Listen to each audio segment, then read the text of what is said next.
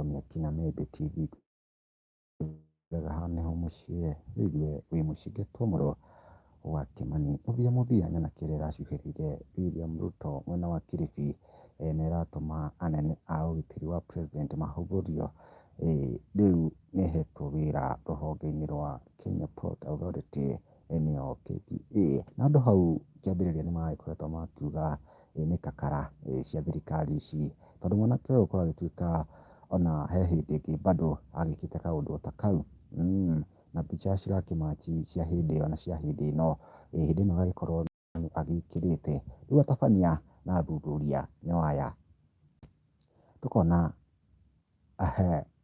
kĩhĩka wagaga thara kauga atĩrĩrĩ, after 2 months pale Inooro TV, nyumba na arata maracemania kwa mũciĩ Kĩbĩrĩ, mwĩrĩ ũkarutwo Montezuma.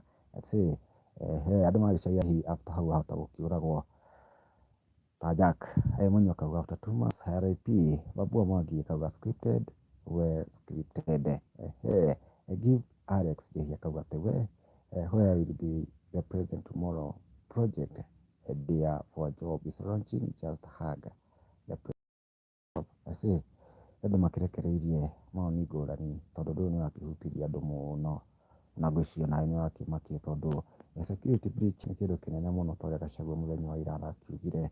Ti ũhoro wa na ti ũhoro mũhũthũ tondũ president angĩtuĩka nĩ wa gũkua kana nĩ wakĩrũgama na Kenya ndĩgĩkorwo na kaũndũ gakĩenderea for the past 1 month kana 2 months, tondũ ti kaũndũ kahũthũ ũguo. Mawoni maku nĩ marĩkũ? Comment ya below.